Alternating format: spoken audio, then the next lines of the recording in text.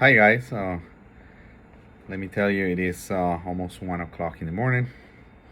I'm doing a night shift, and it's remarkably interesting to actually get to see that the emergency room actually is very calm right now.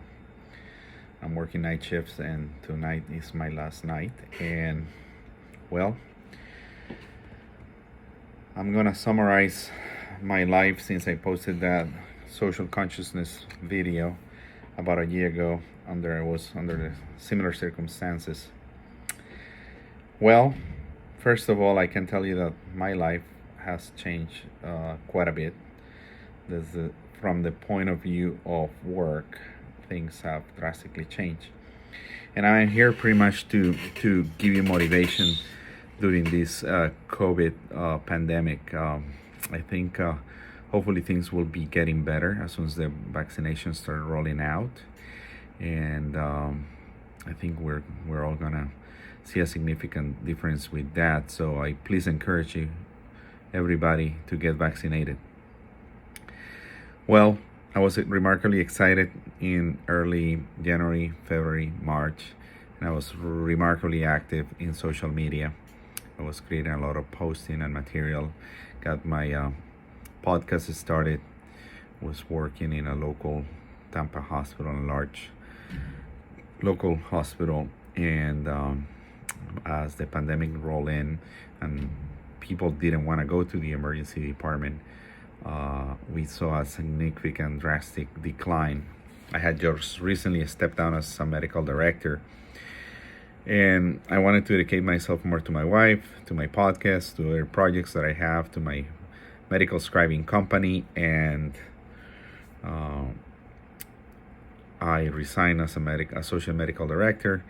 And believe it or not, as the pandemic came along, for some reason, a few physicians within the group were let go, termination without a cause, and we were pretty much left unemployed. We were given our 90 days, and there you go and find a job. That was drastically devastating. Thank God that I have had a pretty good reputation and a clinical practice throughout the years, and I was able to find a job within 45 minutes. And you can go to my podcast and actually see what really happened. So I really want to thank one of my colleagues here in town that is highly up on this company and connected me with the right people at an interview, and things worked out really well. I'm really happy with my current job. I think the company that I work for, it is one of those that is impressive and really takes care of their physicians. The thing is, and let me put it this way, and this is one of the messages that I want to give you. Me and my wife had been speaking and talking for a while on the fact that we wanted to go back to Texas. My son was born in San Antonio, and I joined a fantastic medical group there, but unfortunately we lost our contract to a large contract management group, and that was the first disappointment in life. So we decided to pack it up and come back, sell our house with a newborn child, and he was actually almost 2 years by now, but my wife was pregnant with the second. So we came back to Tampa. We found this job, and I was with the company literally for 7 years almost, and 6 of those was building my partnership to become a senior partner. So I was cut out right before I became a senior partner. Really frustrating, really sad. I will probably never know the reason why they let me go, but I have my ideas. I better don't talk about that, because just to avoid trouble with these people in general. But if you want to talk to me, I can give you an explanation for sure. Anyway, but as I was saying, I was talking to my wife that we wanted to go back to Texas, because I think Texas by itself is a state that has, what would I say, an identity for itself, and people are remarkably proud, and they really care about being unique, and people are fantastic in Texas. I just feel that they really care about the identity of the people, and feel Texas proud. The Republic of Texas. Anyway, practicing medicine is fantastic. It's remarkably difficult to get sued, and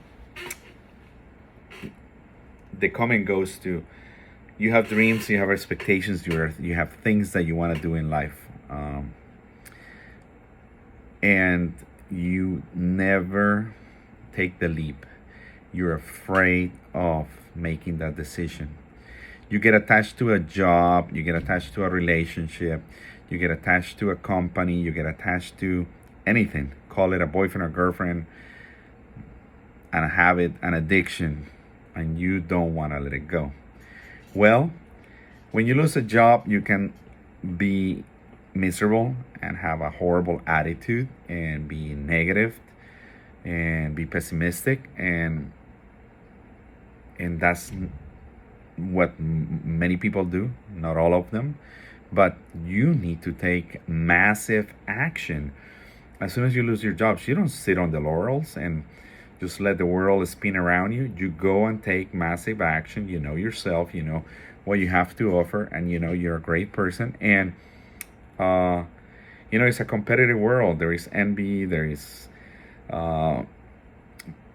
people that professionally consider you a threat, or call it whatever, and you're not going to be liked by everybody. I mean, many people like you, but that doesn't mean that you're going to be liked by everybody. But you need to take massive action, and that's what I did. I started looking for a job. I found a job right away. Anyway, in the process of finding my credentialing within the new facility, I was looking online, because you get thousands of emails a day. Everybody does, and I got this one, and I got particularly interested on getting to see what was behind this job opportunity. And it was offered by a very prominent recruiter in emergency medicine. Her name is Barbara Katz, Katz, with the Katz company. And pretty much whatever she puts the finger, she puts the money, she puts the name, she puts the reputation, she puts the good jobs. And during the pandemic, there were no jobs. She told me, hey, listen, what is a 42-year-old mature physician that has been practicing for 20 years losing their job during a pandemic? What happened? And she wanted to see if I had a dark secret or dark places, or if I was crazy. And there is nothing. There is not a blemish in my career. But we had a talk, and she said, I have a fantastic job to offer you. There is not many jobs. There is about 2,500 emergency physicians currently unemployed. There is 900 jobs available, and the market is not looking any better. Things are complicated. So let's get you interviewed. And I found this amazing job in Tyler, Texas. And I'm going to join a very large hospital system in the area, in a level 2 trauma center, and I'm super thrilled about it. Obviously, taking massive action, finding a job, getting your name out there, interviewing with people, it has consequences, right? You need to make the decision with your family, with your loved ones, with your significant others. We sold the house. We sold the house in 9 days, cash purchase. We also enrolled the kids in a new school. I'm very much Catholic, religious based. They were not getting any religious education here, and we found a fantastic school there, private, but with a religious orientation, and I'm very proud of that. And we decided to spread the wings and fly. My wife and I decided, let's take the decision, make the leap. We wanted to go back to Texas. We got tennis, we got golf, we got the education, we got the job.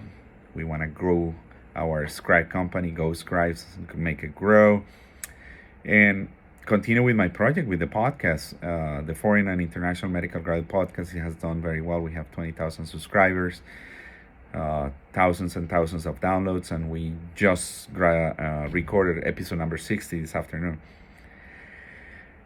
In general, I'm blessed. I've been blessed. I'm a double-boarded residency trained in both family medicine and emergency medicine, immigrant physician from Colombia. I'm a tennis freak. And in summary, when you're given the opportunity to fly and you're attached to something and you don't take that decision, just do it. Do it. Take massive action, and do the best thing for you, for yourself, for the family, and fulfill your dreams. The only important thing is that you are happy, and everybody around you will be happy. But if you have a good reputation, you have nothing to blemish your persona or your resume. Just sky's the limit. The sky's the limits. A middle-aged physician. I think I have 20 years more of practice. I mean, I've been doing this for 20 years. This year, we celebrate the 20th year of medical school graduation, and I've been board certified residency training in emergency medicine now for almost 14 years, and I've been out of family medicine for almost 18 years. So it's been a challenge, despite the fact that I'm young. I think I can accomplish so much, and 2019, 2020, 2021, still crazy years. But guys, listen, I found a job, then I thought I was doing okay, then we all caught COVID during the holidays, and we were hoping to have the family celebration, and we didn't do it. We avoided to get the elders sick. We stayed home, we quarantined. I was staying home from work.